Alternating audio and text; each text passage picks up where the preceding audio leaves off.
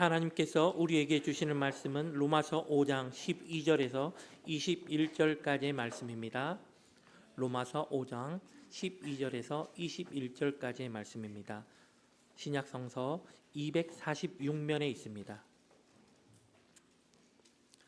그러므로 한 사람으로 말미암아 죄가 세상에 들어오고 죄로 말미암아 사망이 들어왔나니 이와 같이 모든 사람이 죄를 지었으므로 사망이 모든 사람에게 이르렀느니라. 죄가 율법 있기 전에도 세상에 있었으나 율법이 없었을 때에는 죄를 죄로 여기지 아니하였느니라.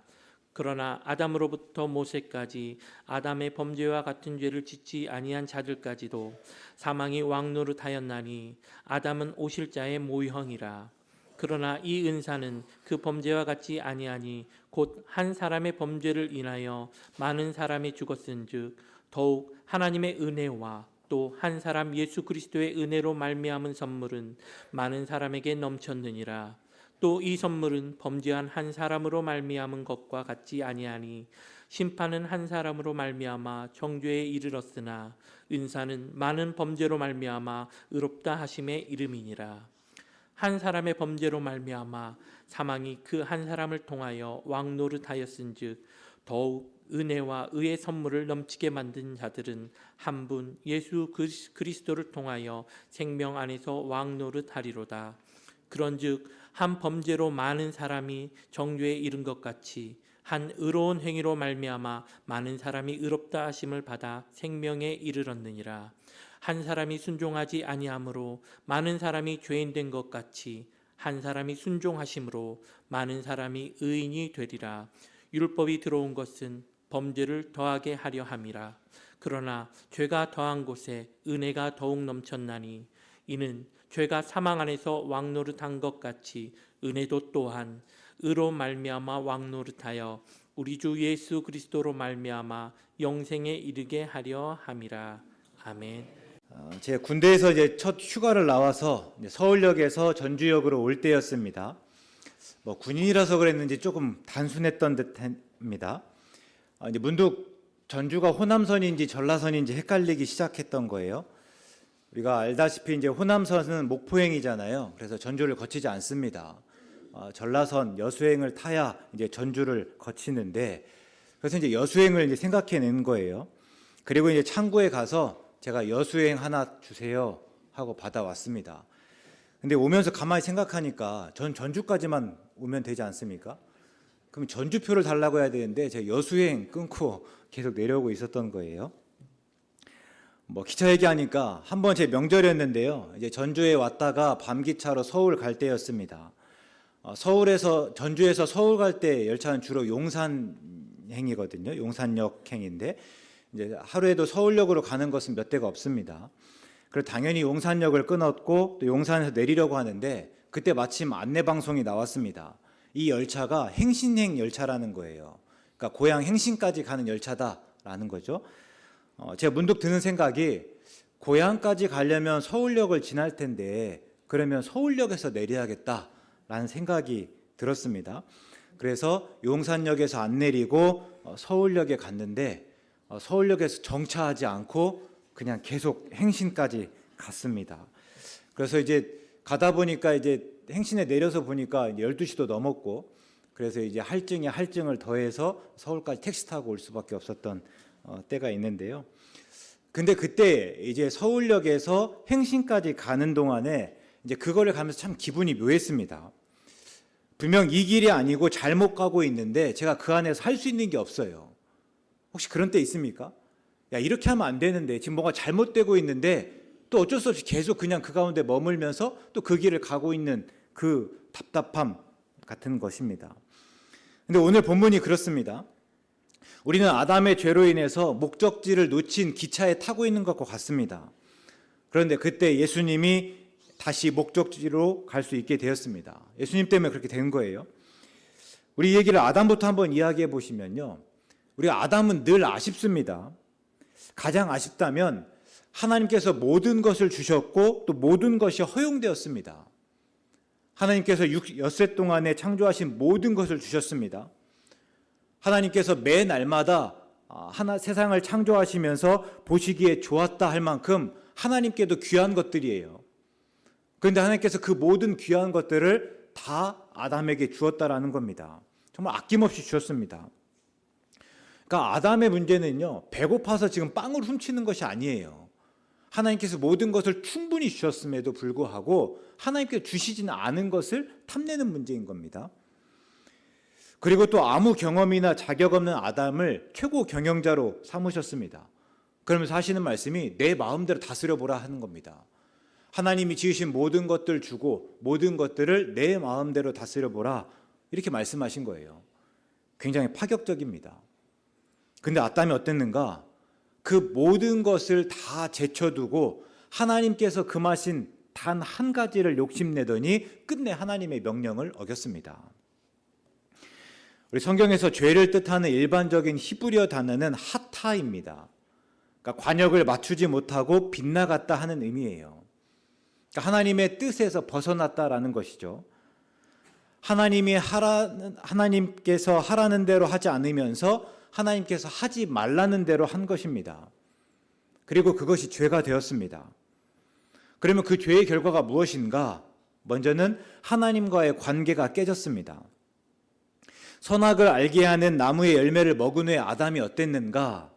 창세기 3장을 보니까 동산을 거니시는 하나님의 소리를 듣고 아담이 하나님의 낯을 피하여 나무 사이에 숨었다 합니다. 우리 아이들을 혼낼 때가 있잖아요. 그러면 아이들이 이제 방에 들어가서 문을 닫고 나오지 않습니다. 그러면 왜 그런 걸까요? 마치 골방에 들어가서 나의 잘못을 뉘우치고 앞으로 새롭게 살아갈 것을 막 다짐하고 반성하는 것입니까? 뭐 아닐 거예요. 그냥 아빠에게 혼나면서 이제 아빠가 불편해진 거예요. 화장실에 가려다가도 아빠가 거실에서 거니는 소리가 들면 안 가고 참고 그냥 그 자리에 머물잖아요. 지금 아담이 그랬습니다. 눈이 밝아져서 자기들이 벗은 줄 알고 숨었다 하지만 아담이 이후에 분명히 이야기하는데요. 내가 동산에서 하나님의 소리를 듣고 내가 벗었으므로 두려워하여 숨었나이다.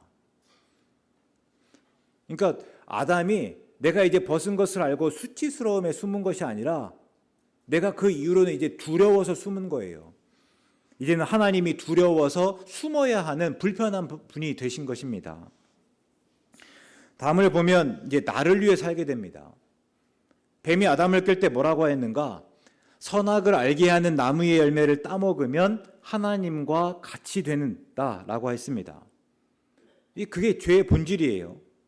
하나님을 하나님으로 인정하기보다 하나님을 하나님으로 인정하고 하나님의 말씀을 듣고 하나님의 명령을 따라 살기보다는 이제 내가 하나님 노릇하는 겁니다. 내 뜻대로, 내 방식대로, 내 방법대로 살아가는 것이에요.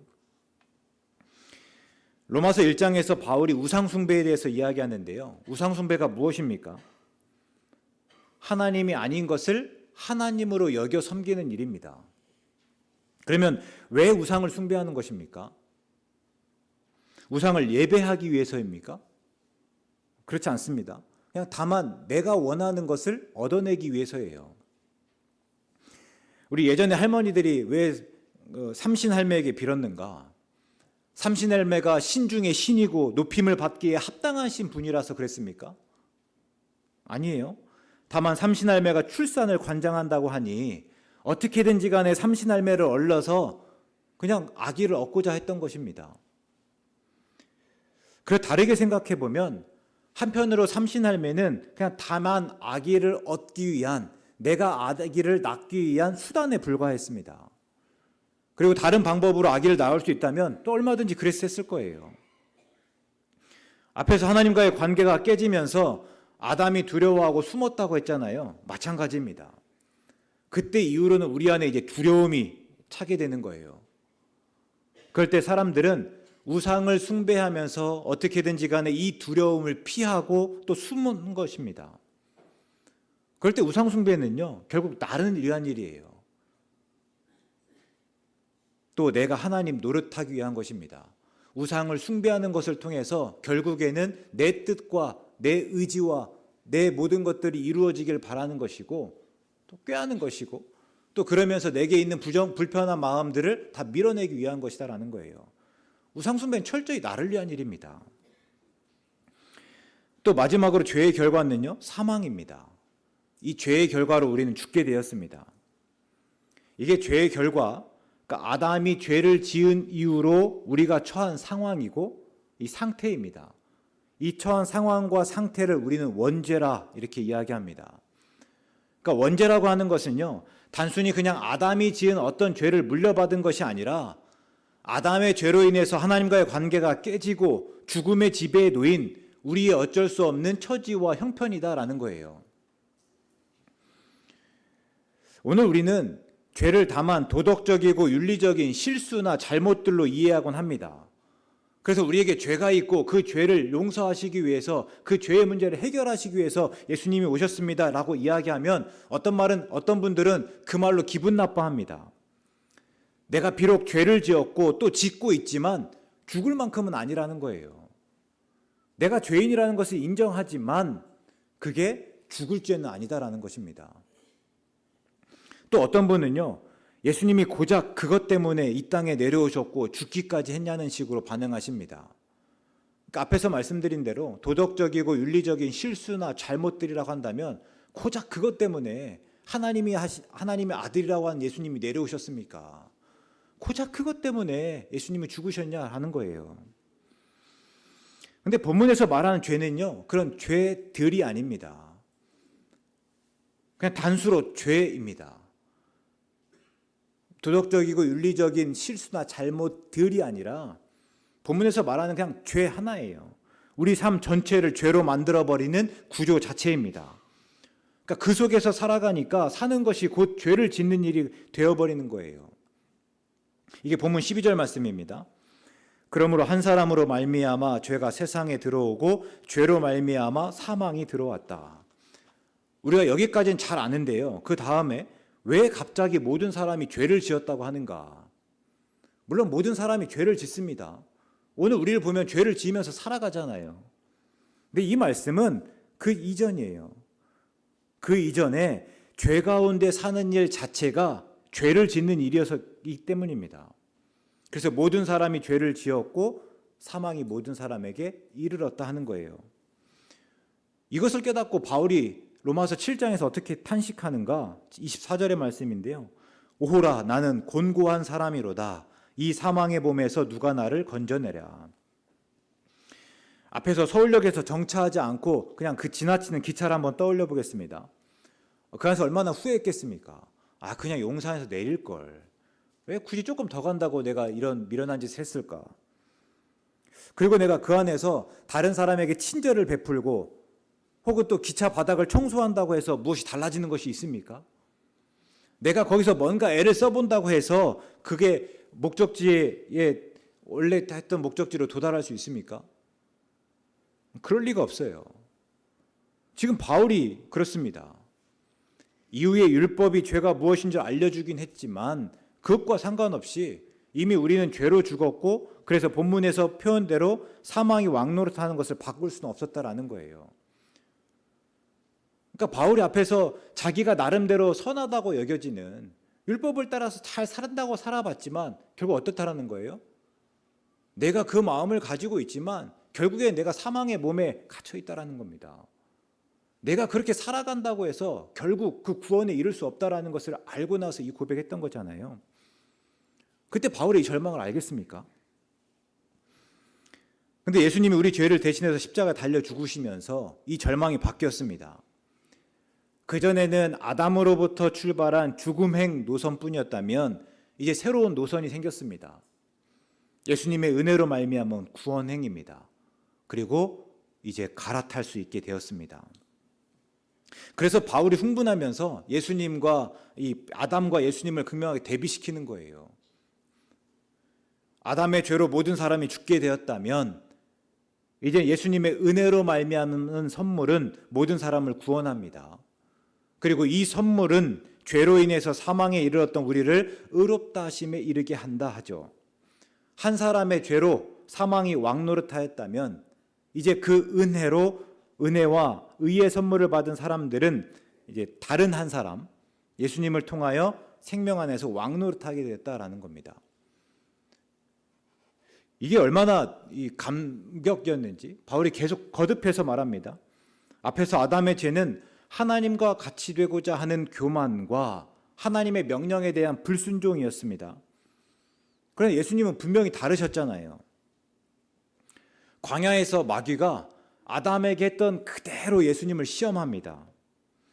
내가 하나님의 아들이거든 내가 하나님 노릇하여 너를 위하여 돌을 떡으로 만들어 먹으라 합니다.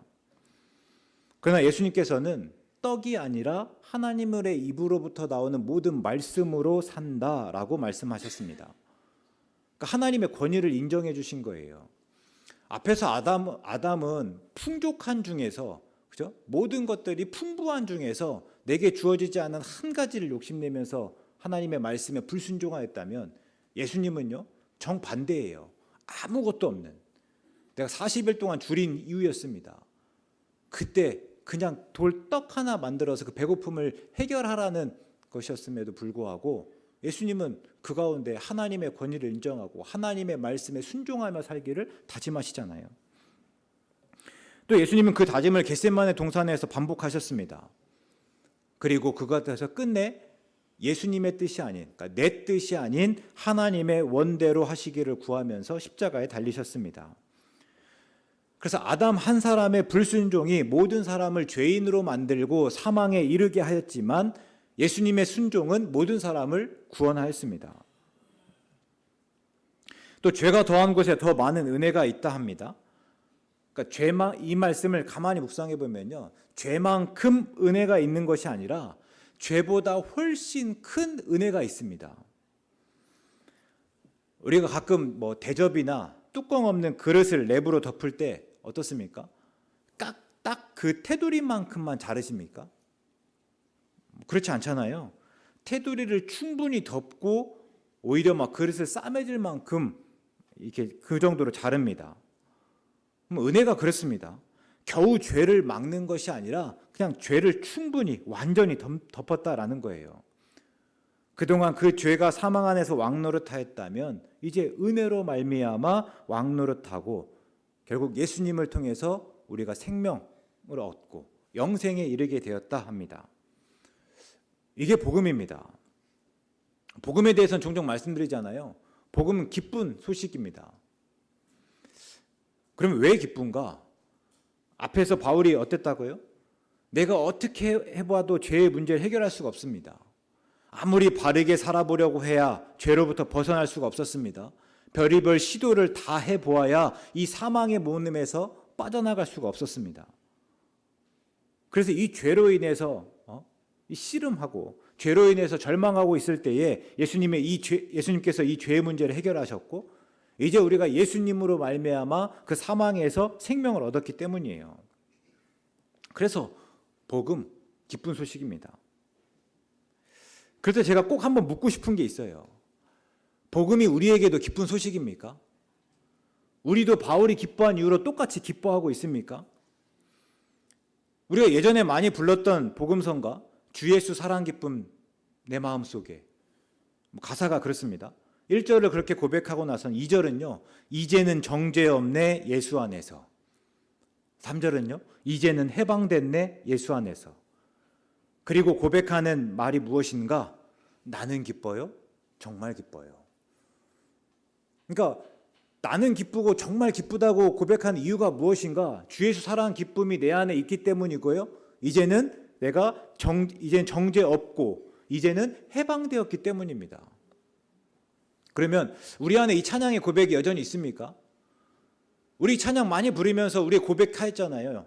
이렇게 고백하였는데 그 고백이 여전히 우리 안에 있는가?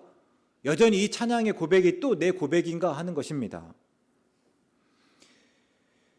지난 주간 새벽에 요한복음의 이제 오병이어 사건과 관련한 말씀을 쭉 묵상하는데요. 다시 한번 말씀드려 볼게요. 예수님과 사람들 사이에 오해가 있었습니다. 어떤 오해인가? 예수님은 생명을 말씀하시는데 사람들이 예수님에게 기대하는 것은 지금 당장 먹고 배부르는 것입니다. 그래서 예수님은 영의 양식을 말씀하시는데 사람들은 계속해서 육의 양식을 기대합니다. 그러니까 예수님이 아무리 생명의 떡이라고 해야 고지 들릴 리가 없습니다. 오병이어의 기적을 경험해야 그 사람들이 원하는 것은요, 오병이어의 기적과 같은 또 다른 기적일 뿐이에요. 그 기적을 통해서 예수님에게 생명이 있다는 것을 알아가는 것이 아니라 오병이어의 기적을 통해서 먹고 배불렀던 것처럼 또 다른 기적을 보여주셔서 먹고 배부를 수 있도록 해주십시오. 그렇게 같은 자리에서 서로 다른 말을 계속 반복합니다. 그러다 결국 사람들이 어떻게 반응하였는가? 이 말씀은 어렵도다. 누가 들을 수 있느냐? 수군거리더니 예수님을 떠났습니다. 그 앞에 아무리 머물러봤자 우리가 원하는 것은 얻지 못하겠다 하는 판단이었겠죠. 근데 제가 문득 그런 생각이 듭니다. 예수님이 오늘 우리 시대에 왔다면 우리는 어떻게 반응하였을까? 과연 예수님이 말씀하시는 그 생명에 관심을 가졌을까? 예수님의 생명의 말씀에 관심을 가지고 반응하려면 그 전에 우리의 죄로, 사망으로 바울처럼 절망하며 오호라 나는 곤고한 자로구나 라는 탄식이 있어야 되는데 과연 우리에게 이런 탄식이 있습니까? 오늘 우리가 바울과 같은 절망 가운데 있습니까? 오늘이 사순절 첫째 주일입니다. 사순절 지나시면서 우리를 좀 들여다보시고 우리의 죄를 알고 우리를 죄인으로 고백해 보실 수 있기 바랍니다. 한번 하나님의 관계가 어떠한지 한번 정리해 보시죠. 혹 하나님과의 관계가 깨진 줄도 모른 채 너무 잘 살고 자연스럽게 살고 있는 것은 아닌지, 예수님을 따른다고 하면서 여전히 내가 내 삶의 주인 노릇, 왕 노릇 하고 있는 것은 아닌지 한 번쯤 따져보시기 바랍니다. 그리고 바라기는 그러나 전혀 나아지지 않고 전혀 달라지지 않는 어제와 똑같은 모습으로 오늘을 살아버리는 나를 발견하시고 절망하실 수 있기 바랍니다. 왜 그런가 하면 그때서야 우리는 비로소 예수님의 은혜로 말미암아 주어진 선물을 고백할 수 있기 때문입니다. 그때야만 우리는 정죄 없고 해방된 것으로 기뻐할 수 있기 때문입니다. 주의할 것은요, 절대 사순절이라는 이유로 슬퍼하시고 나를 괴롭히며 조금 더 열심히 살기로 다짐하는 것으로 그치지 않기 바랍니다. 죄인이 조금 더 열심히 살아야 더 많은 죄를 지을 뿐입니다. 오늘 우리에게 필요한 회개는요, 조금 더 열심히 살아가기로 결심하는 것이 아니라 오히려 조금 더 열심히 살면 하나님께서 어여쁘게 여겨주시고 만족할 것처럼 믿는 그 믿음으로부터 돌이키는 것입니다. 그냥 그것은 하나님과 같이 되려는 이 시험의 또 다른 표현에 불과한 거예요. 내가 조금 더 제대로 살아서 내가 이만한 노력해서 하나님을 기쁘시게 하고 하나님 앞에서 의롭게 보여지고자 하는 이 시험의 다른 표현에 불과하다라는 것입니다. 우리는 우리 힘으로 열심히 산다고 의로워질 수 없다라는 것을 깨닫고 그냥 오직 하나님의 은혜에 기대어야 됩니다. 우리를 의지하지 않고 오직 하나님만 의지하는 것이에요. 우리가 협력하는 선교팀 중에서 더 포인지가 있습니다. 주보 뒤에 보면 나오시는데요.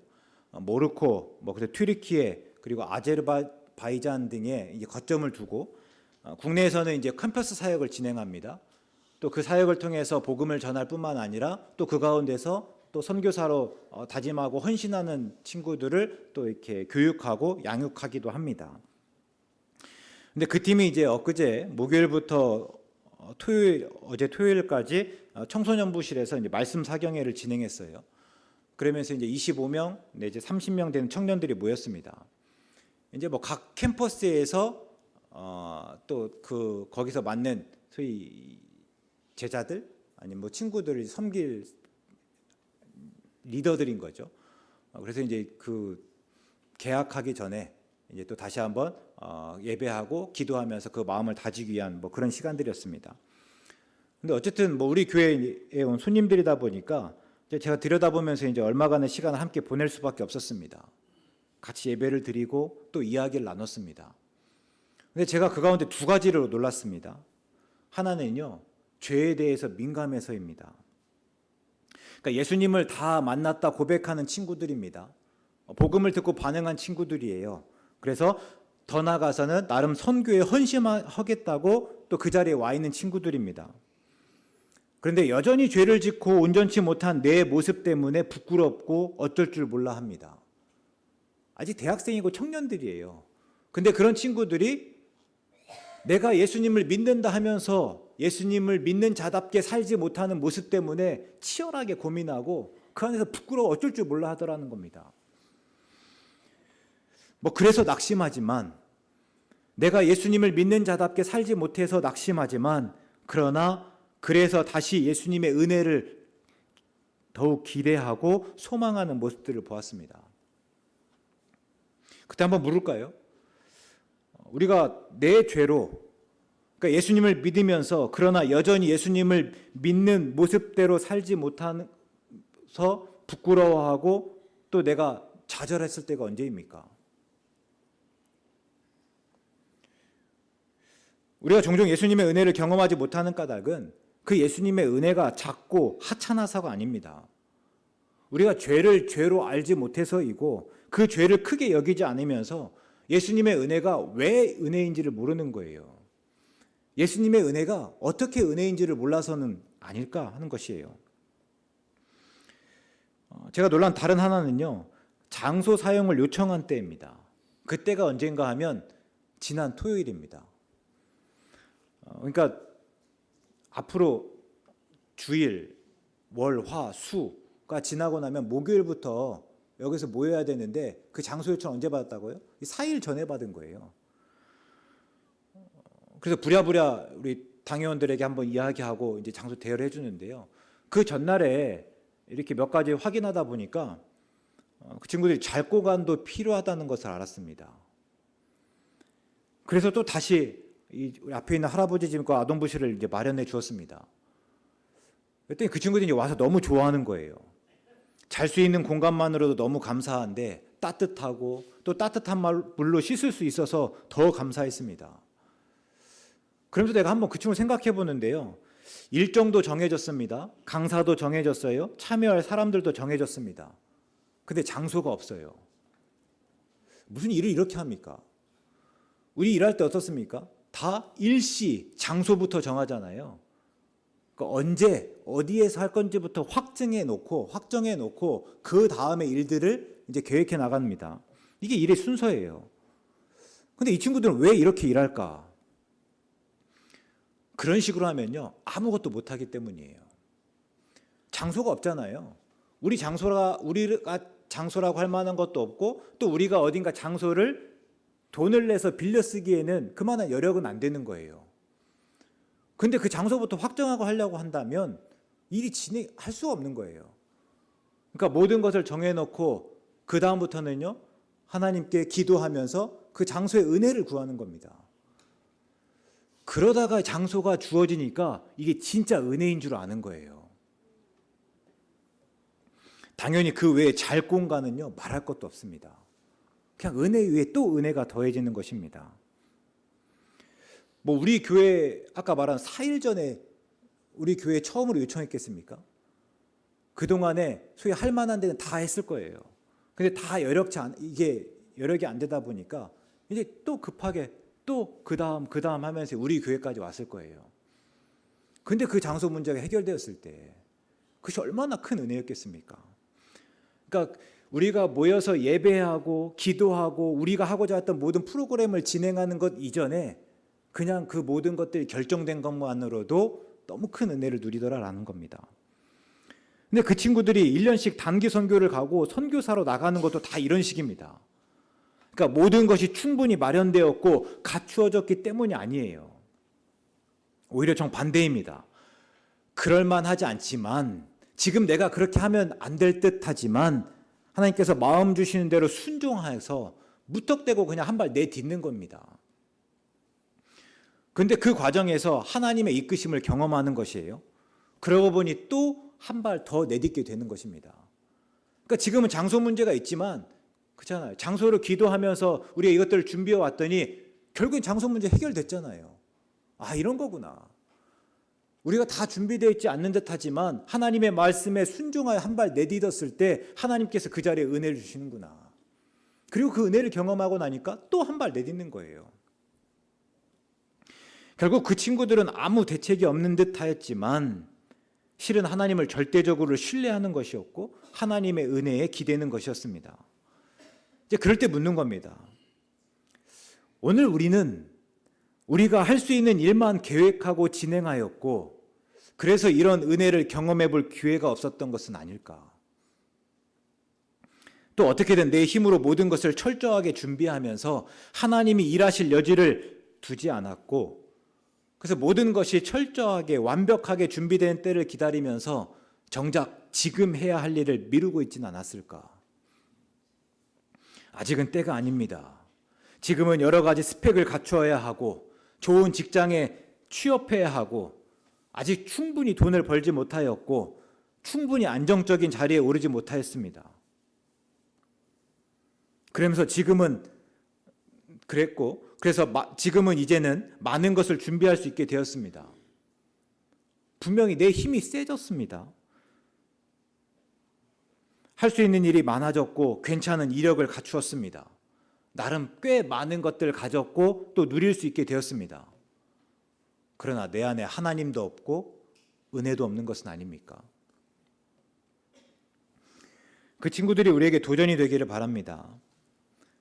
물론 우리는 삶의 다양한 굴곡 속에서 믿음을 지켜왔고 그 믿음의 뿌리를 내려왔습니다. 그래서 우리의 믿음이 더욱 견고하고 또 우리의 신앙이 더욱 노련합니다. 그 친구들이 지금 열심과 열정을 보인다 하지만 그 친구들의 믿음 신앙과 우리의 믿음 신앙을 비교할 것은 아니에요. 제가 늘 말씀드리지만 우리는요, 삶의 다양한 굴곡 속에서도 때로 하나님의 모습이 보이지 않는 것과 같은 그때조차도 그 하나님을 하나님으로 고백하며 오늘까지 이르지 않았습니까? 삶의 다양한 순간에서도 그것이 하나님의 뜻이니 내가 그 뜻 인정하고 내가 견디겠습니다. 그러나 그 속에서도 하나님을 하나님으로 고백해왔던 게 우리 믿음과 신앙이란 말이에요. 그래서 단순히 그들과 비교할 수는 없어요. 게다가 삶의 무게라는 것들이 있잖아요. 지금 이제 막 청년인 친구들과 우리의 그 삶의 무게가 똑같을 수는 없습니다. 그래서 분명 다릅니다. 다만 우리의 믿음이 소시적 이야기가 되지 않았으면 좋겠습니다. 오늘 우리의 모습을 들여다보시면서 악한 생각, 악한 말, 그리고 행동을 좀 발견하시면 좋겠습니다. 그래서 결국 우리가 예수님의 은혜가 필요하고 또 그 예수님의 은혜가 얼마나 크고 놀라운지를 새삼 깨닫고 그리고 이제는 그 은혜를 위한 예수님의 고난에 감사함으로 동참할 수 있으면 좋겠습니다. 우리 이제 영원한 생명을 얻었다 고백하잖아요. 그럴 때 그냥 오늘의 관점에서 아둥바둥하고 안절부절하면서 살아가는 것이 아니라 이제는 영생을 좀 기준으로 삼아서 영생의 관점에서 오늘 조금 더 의연하게 살아내실 수 있으면 어떨까 하는 겁니다.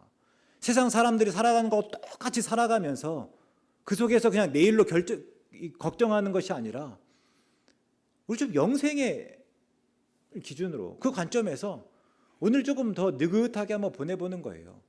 오늘에 일어난 크고 작은 일 때문에 일일비하는 것이 아니라 조금 더 의연하게 보낼 수 있으면 어떨까.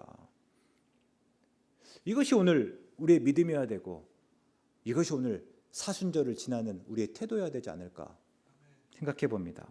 그럴 때 그런 우리가 되실 수 있기 바랍니다. 내 죄를 발견하고 그러나 그 속에서 예수 그리스도의 은혜를 고백하고 끝내 예수 그리스도의 은혜로 주어진 영생으로 살아보는 시간 되실 수 있기를 간절히 바랍니다.